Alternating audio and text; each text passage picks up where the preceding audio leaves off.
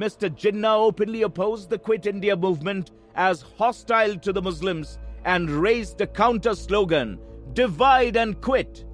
That is where Gandhiji's Hindu-Muslim unity had arrived. Hindi versus Hindustani. Absurdly, pro-Muslim policy of Gandhiji is nowhere more blatantly illustrated than in his perverse attitude on the question of the national language of India. By all the tests of a scientific language, Hindi has the most prior claim to be accepted as the national language of this country. In the beginning of his career in India, Gandhiji gave a great impetus to Hindi, but as he found that the Muslims did not like it, he became a turncoat and blossomed forth as the champion of what is called Hindustani. Everybody in India knows that there is no language called Hindustani. It has no grammar, it has no vocabulary, it is a mere dialect. It is spoken but not written. It is a bastard tongue and a crossbreed between Hindu and Urdu. And not even the Mahatma sophistry could make it popular. But in his desire to please the Muslims, he insisted that Hindustani alone should be the national language of India. His blind supporters, of course, blindly supported him, and the so-called hybrid tongue began to be used. Words like Badshah Ram and Begum Sita were spoken and written, but the Mahatma never dared to speak of Mr. Jinnah as Shri Jinnah and Maulana Azad as Pandit Azad. All his experiments were at the expense of the Hindus. His was a one-way traffic in his search of Hindu-Muslim unity.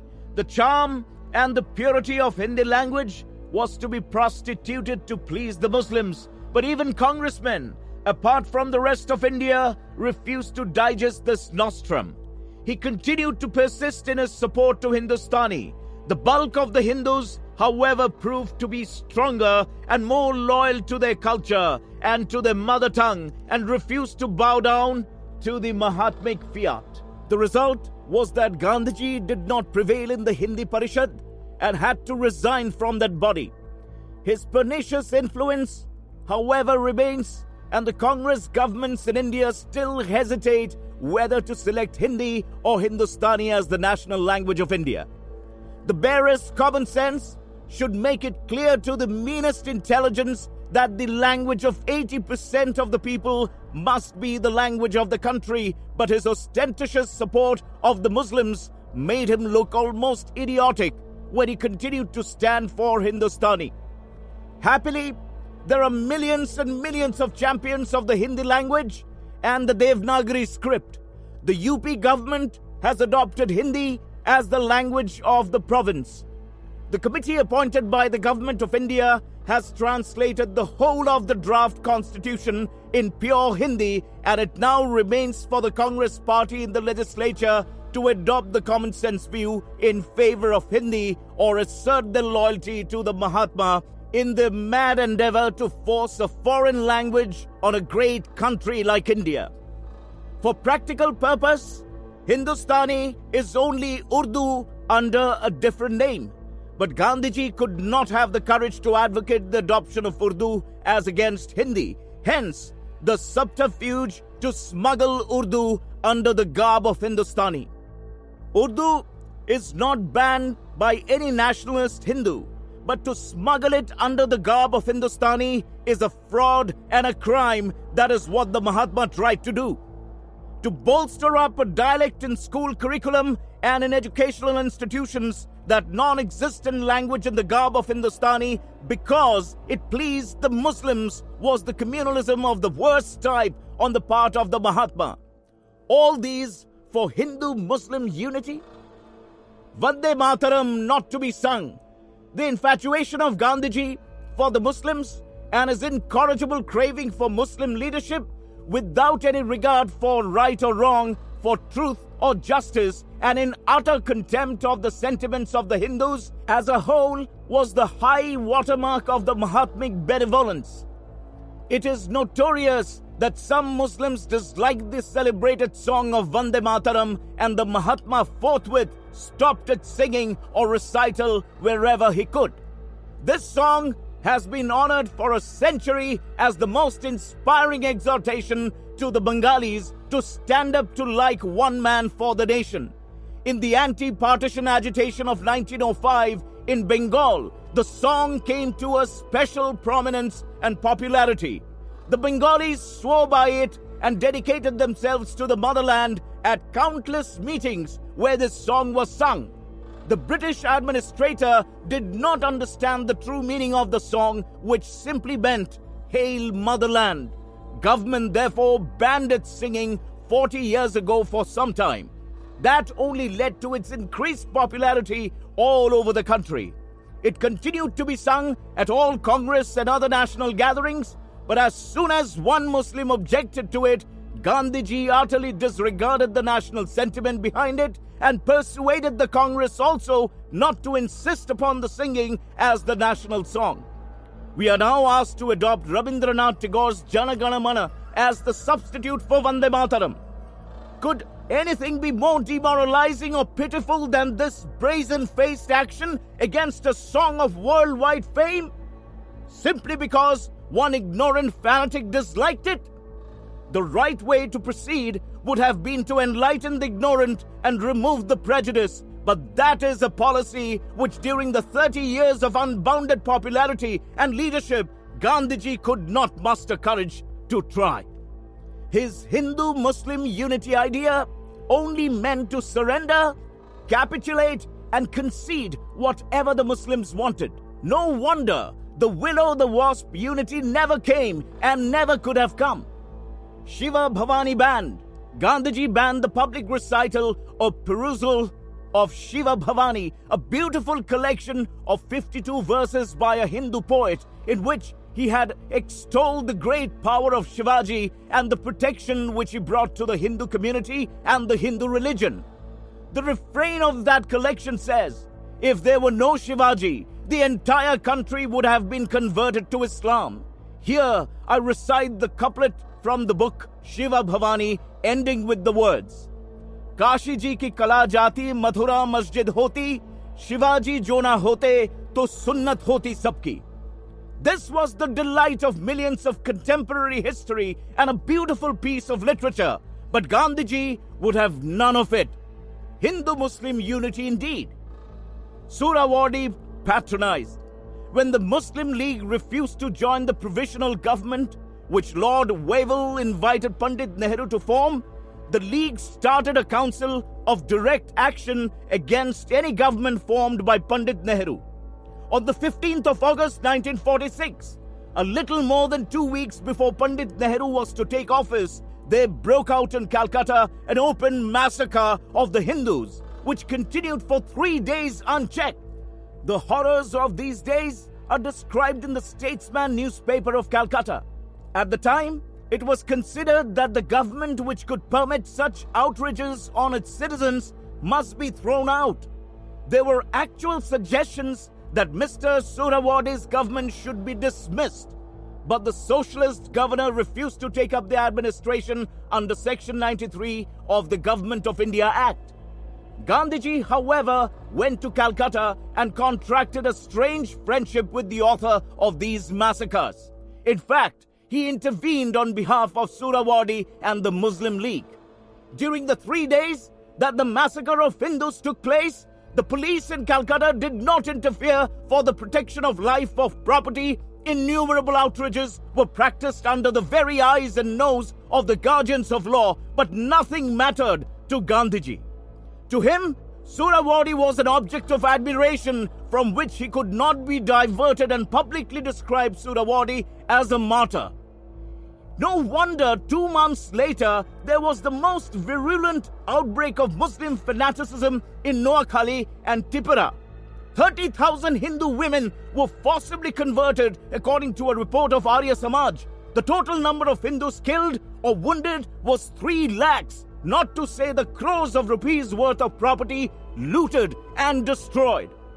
Gandhiji then undertook, ostensibly alone, a tour of Noakhali district. It is well known that Suhrawardi gave him protection wherever he went, and even with that protection, Gandhiji never ventured to enter Noakhali district. All these outrages, loss of life and property, were done when Surawadi was the Prime Minister, and to such a monster of iniquity and communal poison, Gandhiji gave the unsolicited title of martyr. Attitude towards Hindus and Muslim princes. Gandhiji's followers successfully humiliated the Jaipur, Bhavnagar and Rajkot states. They enthusiastically supported even a rebellion in Kashmir state against the Hindu prince. This attitude, strangely enough, contrasts with what Gandhiji did about the affairs in Muslim states. There was a Muslim League intrigue in Gwalior state, as a result of which the Maharaja was compelled to abandon the celebrations of the second millennium of the Vikram calendar 4 years ago. The Muslim agitation was based on pure communalism. The Maharaja is the liberal and impartial ruler with a far-sighted outlook. In a recent casual Hindu-Muslim clash in Gwalior, because the Muslimans suffered some casualties, Gandhiji came down upon the Maharaja with a vitriolic attack, wholly undeserved. Gandhiji on fast to capacity. In 1943, while Gandhiji was on fast to capacity and nobody was allowed to interview him on political affairs, only the nearest and the dearest had the permission to go and inquire of his health. Mr. C. Rajagopalachari smuggled himself into Gandhiji's room and hatched a plot of conceding Pakistan, which Gandhiji allowed him to negotiate with Jinnah. Gandhiji later on discussed this matter for 3 weeks with Mr. Jinnah in the latter part of 1944 and offered Mr. Jinnah virtually what is now called Pakistan. Gandhiji went every day to Mr. Jinnah's house, flattered him, praised him, embraced him. But Mr. Jinnah could not be cajoled out of his demand for the Pakistan pound of flesh. Hindu-Muslim unity was making progress in the negative direction. Desai-Liaquat Agreement. In 1945 came the notorious Desai-Liaquat Agreement. It put one more, almost the last nail on the coffin of the Congress as a national democratic body. Under that agreement, the late Mr. Bhulabhai Desai, the then leader of the Congress party in the Central Legislative Assembly at Delhi, entered into an agreement with Mr. Liaquat Ali Khan, the League leader in the Assembly, jointly to demand a conference from the British government for the solution of the stalemate in Indian politics, which was growing since the beginning of the war. Mr. Desai was understood to have taken that step without consulting anybody of any importance in the Congress circle, as almost all the Congress leaders had been detained since the Quit India resolution in 1942. Mr. Desai offered equal representation to the Muslims with Congress at the State Conference, and this was the basis on which the Viceroy was approached to convene the conference. The then Viceroy, Lord Wavell, flew to London on receipt of this joint request and brought back the consent of the Labour government for the holding of the conference. The official announcement in this behalf stupefied the country on account of its treachery alike to nationalism and democracy, to which the Congress had become a party. Indian democracy was stabbed in the back, and every principle of justice was violated. The Congress members quickly acquiesced in this monstrous proposal. The proposal, however, had, it was then revealed, the blessings of the Mahatma, and was in fact made with his previous knowledge and consent. With the full agreement of the Congress party, 25% of the people of India were treated as if they were 50%, and the 75% were brought down to the level of 50%. The Viceroy also laid down other conditions for the holding of the conference. They were, number one, an unqualified undertaking on the part of the Congress and all political parties to support the war against Japan until victory was won. A coalition government would be formed in which the Congress and the Muslims would each have 5 representatives. There will besides be a representative of the depressed classes, of the Sikhs, and other minorities. The Quit India movement will be unconditionally withdrawn, and such of the Congress leaders as had been detained in consequence of the movement would be released. All measures of administrative reform will be within the four corners of the Government of India Act 1935. The Governor-General and the Viceroy shall retain the same constitutional position in the new setup as he had at that time, that is, he would remain the head of new government. At the end of the war, the question of complete freedom will be decided through the machinery of the Constituent Assembly. If these were without any modification, the Viceroy would reconstitute his government with all portfolios to be held by Indians, as per 2 above. Number 8. People who had only 3 years ago started the Quit India movement for complete independence and exhorted the people to do or die in implementing the rebellion, quietly submitted to accept office under the leadership of a British Viceroy on the terms and conditions laid down by him. The fact was that the Quit India movement had failed. The Congress had no alternative program, and events were moving on whether the Congress party was ready for them or not. Mr. Jinnah was the only gainer from the collapse of the Congress. He obtained a great tactical advantage by the recognition of the Muslims' right to 50% representation in all future discussions. The two-nation theory and the demand for Pakistan received a fillip, although the conference failed without achieving the Hindu-Muslim unity. Cabinet Mission Plan. Early in the year 1946, the so-called Cabinet Mission arrived in India. It consisted of the then Secretary of State for India, now Lord Lawrence, Mr. Alexander, the Minister for War, and Sir Stafford Cripps. Its arrival was heralded by a speech in Parliament by Mr. Attlee, the then Prime Minister. Mr. Attlee announced in most eloquent terms the determination of the British government to transfer power to India if only the latter agreed upon common plan. The agreement was the pivot of the work of the mission, but it was fatal.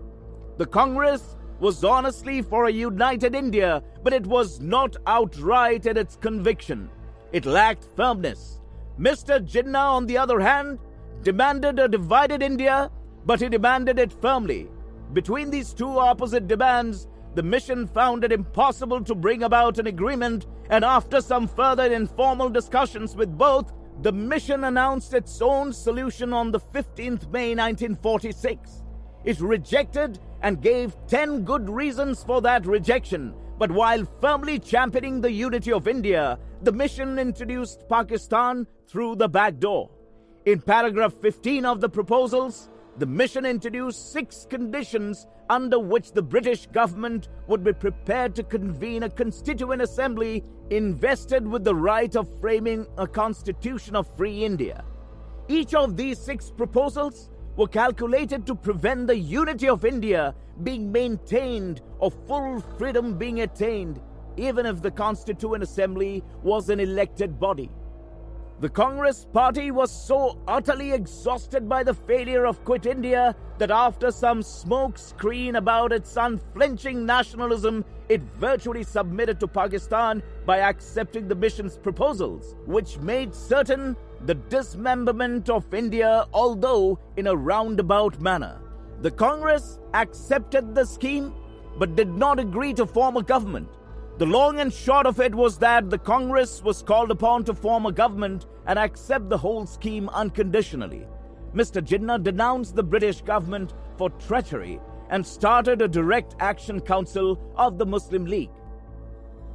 The Bengal, the Punjab, the Bihar, the Bombay, and other places in various parts of India became scenes of bloodshed, arson, loot, and rape on a scale unprecedented in history. The overwhelming number of victims were Hindus. The Congress stood aghast but impotent and could not give any protection to the Hindus anywhere. The Governor-General, in spite of his powers to intervene under the Act of 1935 in case of a breach of peace and tranquility in India or in any part of it, merely looked on and made no use of his obligations under the Act. A few lakhs of people were killed. Many thousands of women and children were kidnapped, and few of them have not been traced. Thousands and thousands of women were raped. Hundreds of crores of property was looted, burnt, or destroyed. The Mahatma was, as far as ever before, from his goal of Hindu-Muslim unity. Congress surrenders to Jinnah. By the following year, the Congress party abjectly surrendered to Mr. Jinnah at the point of bayonet and accepted Pakistan. What happened thereafter is too well known. The thread running throughout this narrative is the increasing infatuation which Gandhiji developed for the Muslims. He uttered not one word of sympathy or comfort for millions of displaced Hindus. He had only one eye for humanity, and that was the Muslim humanity. The Hindus simply did not count with him. I was shocked by all these manifestations of Gandhian saintliness. Ambiguous statement about Pakistan. In one of his articles, Gandhiji, while nominally ostensibly opposed to Pakistan, openly declared that if the Muslims wanted Pakistan at any cost, there was nothing to prevent them from achieving it.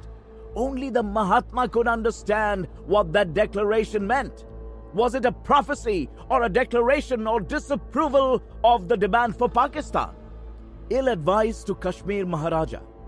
About Kashmir, Gandhiji again and again declared that Sheikh Abdullah should be entrusted the charge of the state and that the Maharaja of Kashmir should retire to Benares for no particular reason other than that the Muslims form the bulk of the Kashmir population. This also stands out in contrast with his attitude on Hyderabad, where although the bulk of the population is Hindu, Gandhiji never called upon the Nizam to retire to Mecca. Mountbatten vivisects India. From August 15, 1946 onwards, the private armies of the Muslim League began killing, devastating, and destroying the Hindus wherever they could lay their hands on. Lord Wavell, the then Viceroy, was undoubtedly greatly distressed at what was happening, but he would not use his powers under the Government of India Act of 1935 to prevent such a holocaust, and Hindu blood began to flow from Bengal to Karachi with mild reactions in the Deccan. All the time, from the 2nd September 1946, the so-called national government, consisting of two hybrid elements utterly reconcilable to each other, was in office. But the Muslim League members, who were 50% of the Congress, did everything in their power to make the working of a coalition government impossible. The Muslim League members did everything they could to sabotage the coalition government. But the more they became disloyal and treasonable to the government of which they formed a part, the greater was Gandhiji's infatuation for them. Lord Wavell had to resign, as he could not bring about a settlement. He had some conscience which prevented him from supporting the partition of India. He had openly declared it to be unnecessary and undesirable.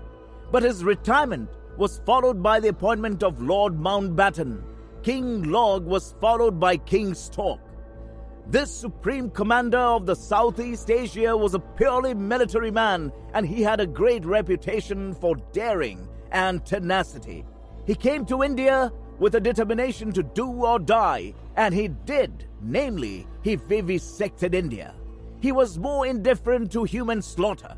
Rivers of blood flowed under his very eyes and nose. He apparently was thinking that by the slaughter of Hindus, so many opponents of his mission were killed. The greater the slaughter of the enemies, greater the victory, and he pursued his aim relentlessly to its logical conclusion.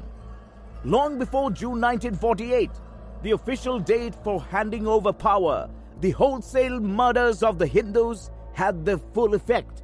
The Congress, which had boasted of its nationalism and democracy, secretly accepted Pakistan literally at the point of the bayonet and abjectly surrendered to Mr. Jinnah. India was vivisected. 1/3 of the Indian territory became foreign land to us from the 15th of August 1947. Lord Mountbatten came to be described in Congress circles as the greatest Viceroy and Governor-General India had ever known. He had gifted 10 months earlier than 30th June 1948 what is called Dominion status to vivisected India. This is what Gandhiji had achieved after 30 years of undisputed dictatorship, and this is what the Congress Party calls freedom. Never in the history of the world has such slaughter been officially connived at, or the result described as freedom and peaceful transfer of power. If what happened in India in 1946, 1947, and 1948 is to be called peaceful, one wonders what would be the violent.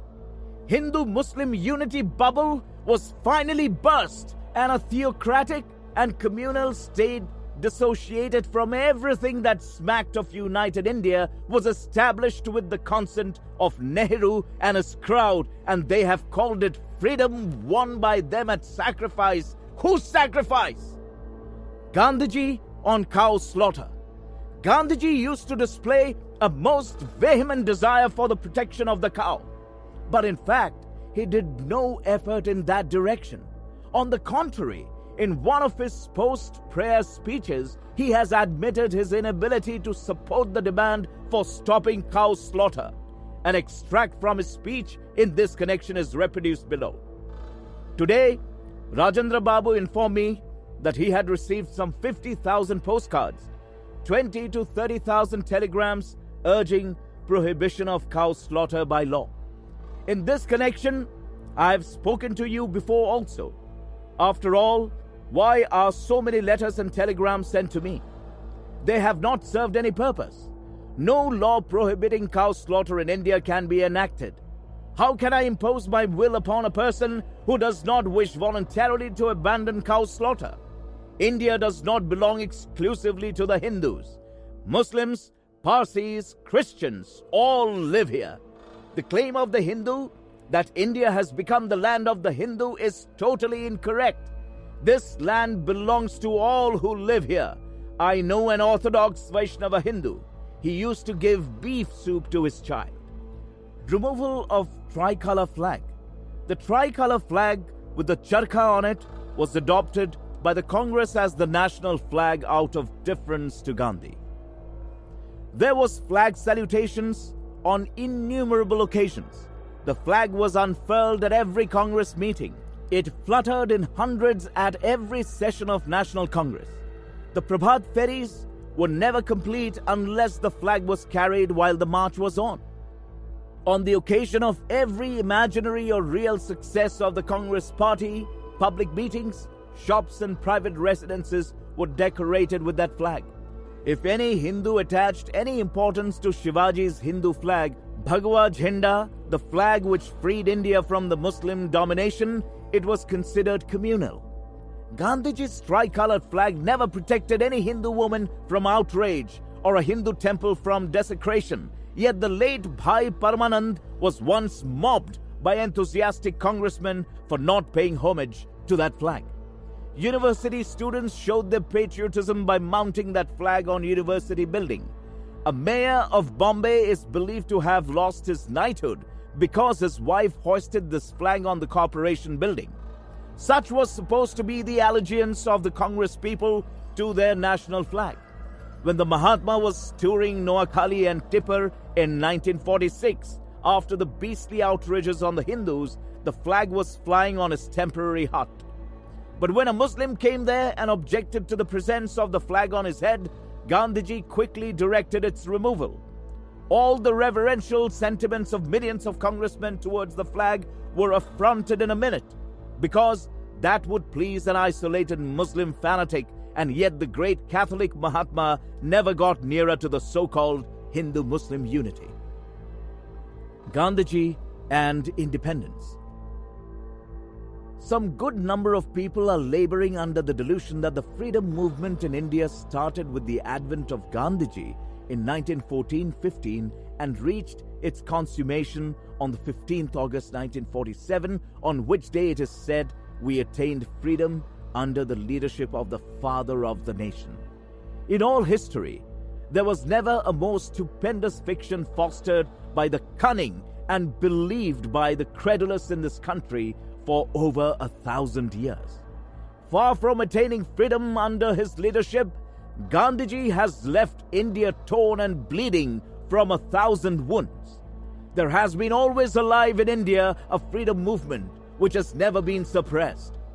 When the Maratha Empire was finally subdued in 1818, as the British thought the forces of freedom were lying low for some time in part of India, but were actually challenging the supremacy of the British so far as northern India was concerned through the rise of Sikh power. And when, by 1848, the Sikhs were defeated at Gujarat, the rebellion of 1857 was being actively organized. It came with such sadness and force and was so widespread that the British imperialists began to shake in their shoes, and more than once they seriously considered the advisability of leaving India. The history of the great effort on the part of the Indian people to overthrow the British yoke has been vividly described in the pages of Veer Savarkar's War of Independence 1857, and by the time the British had fully regained control, the Indian National Congress was established once more to challenge the British domination, and from 1885, the national urge for freedom began to assert itself first through constitutional methods, later by militant methods. This last developed into armed resistance, which openly asserted itself through the bomb of Khudiram Bose in 1906. Gandhiji arrived in India 1914-1915. Nearly 8 years earlier, the revolutionary movement had spread over a large part of India. The freedom movement had never died out. It had risen again like the phoenix from its ashes. After the arrival of Gandhiji and his fads of truth and non-violence, the movement began to suffer eclipse.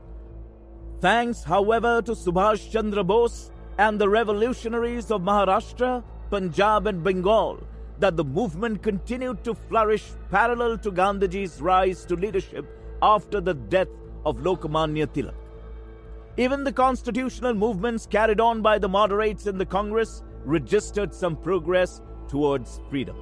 In 1892, the British government was obliged to extend the then legislative councils. This was followed up by the monumental reforms in 1909, when for the first time the elected representatives of the people secured the right to participate in the work of the legislatures, both by their voice and their votes.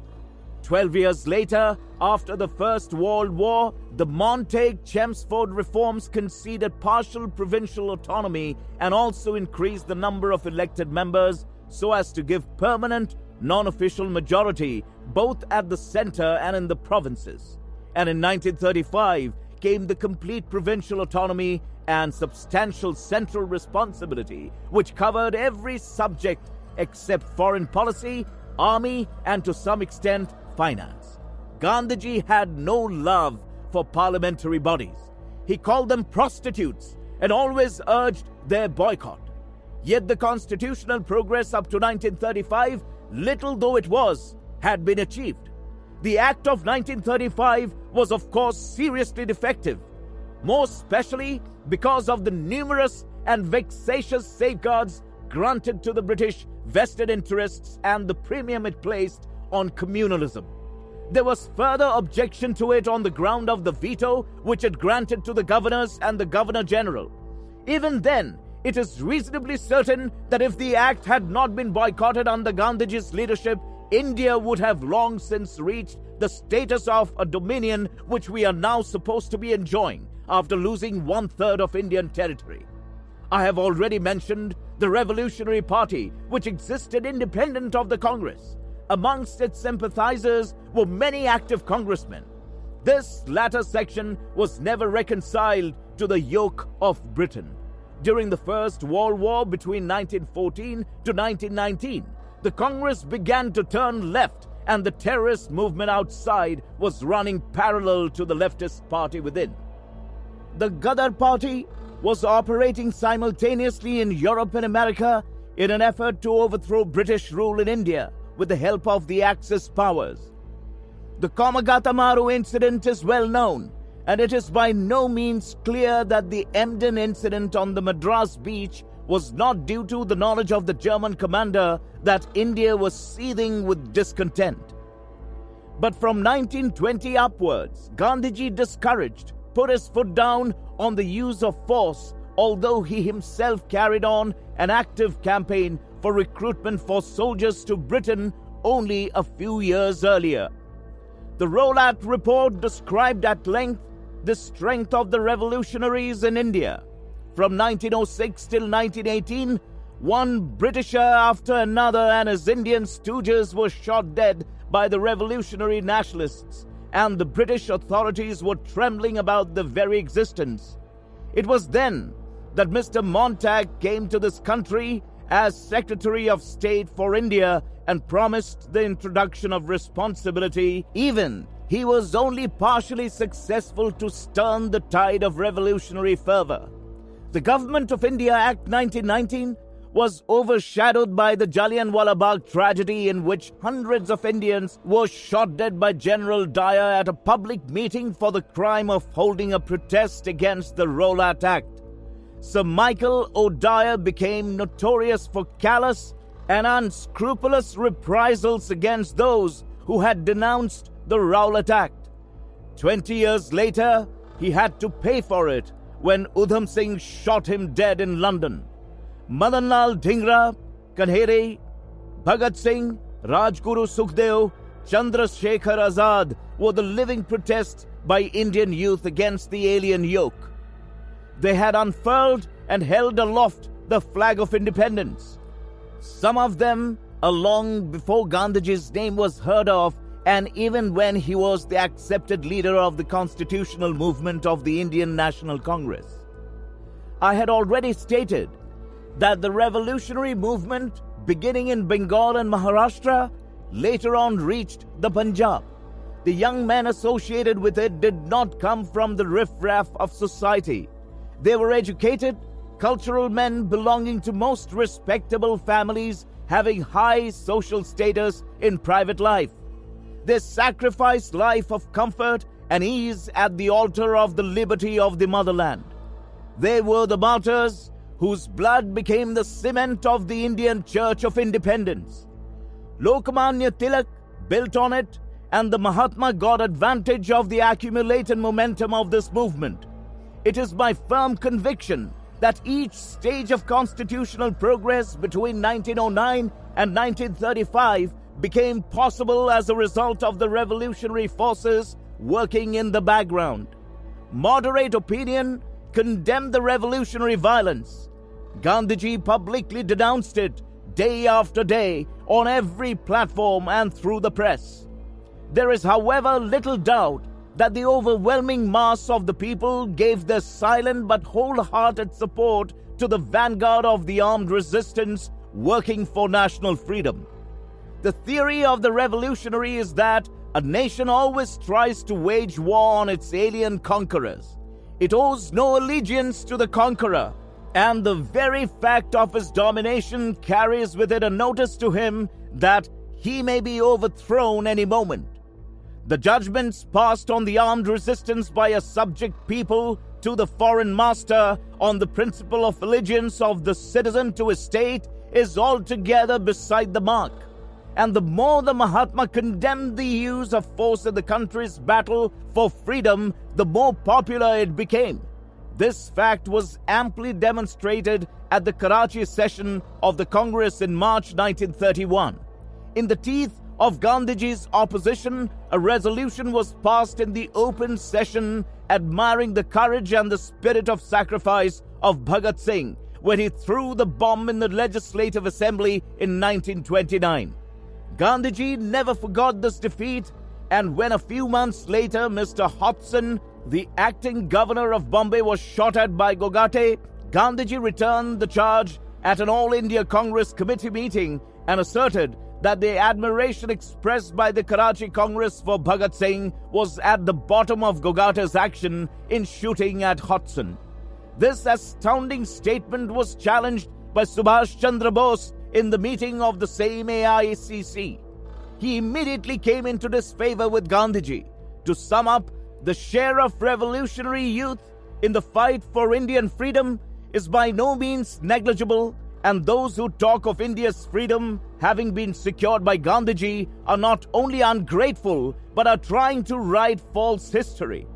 The true history of India from 1895 onwards for the freedom of the country will never be written so long as Indian affairs are in charge of the Gandhian group. The memorable share of the youth will be kept back. It is nevertheless true that they have played a noble and creditable part. It was not merely those who advocated the use of force in the freedom battle whom Gandhiji opposed. Even those who held political views radically different from his, and those who did not accept his nostrums, whom Gandhiji made the target of displeasure. An outrageous example of his dislike of people with whom he did not agree is furnished by the case of Subhash Chandra Bose. So far as I am aware, no protest was ever made by Gandhiji against the deportation of Subhash for 6 years, and Bose's election to the presidential chair of the Haripura Congress was rendered possible only after he had personally disavowed any sympathy for violence.